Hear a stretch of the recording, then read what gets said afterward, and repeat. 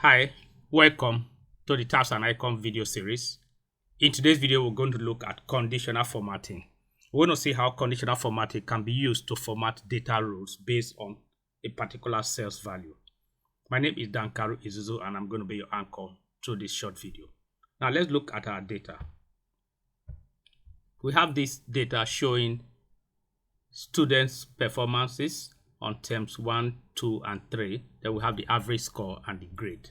Now what we're going to do is I've created a drop down here so that I can toggle this, and the moment I select a particular grade, I want to see all the students that have that grade to be highlighted. So let's start.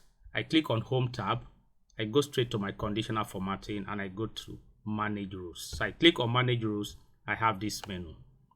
Select New Rule and look through your selected row type and click on Use a formula to determine which cells to be formatted. Now I come here and I'm going to put a usual Excel formula. I'm going to say if this one here, that's this cell. Now I intend to use that to highlight the whole thing. So I'm going to remove it from absolute cell referencing, which is having the double $sign, to only column. So I do take it twice. And I'm saying equal to, if it's equal to this cell that I'm going to be juggling, I want that cell to be formatted.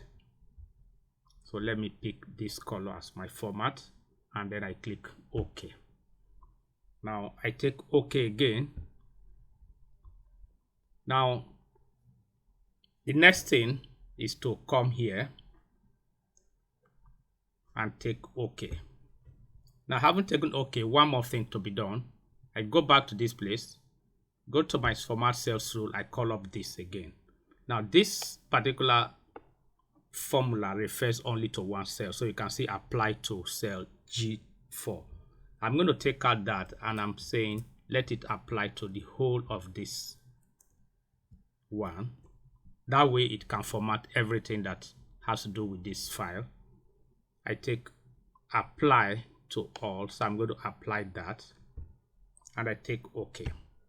So now you see all the cells that have E, all the students that have E have been highlighted. So if I come here and change this, let me take students that have A, they'll be highlighted. How many students have A? Just very few have A. You can see all of them have been highlighted. So I can go back here, select students that have C, and you see all the students with C are highlighted there. If you pick any other one like grade B, students with grade B, students with grade B, or very few of them too, they are all already highlighted. So that's how to create a conditional formatting to highlight a particular row based on the requirement of a particular cell that you have selected. Thank you very much for listening. In other videos, we'll see much more of what Excel can do. Bye-bye.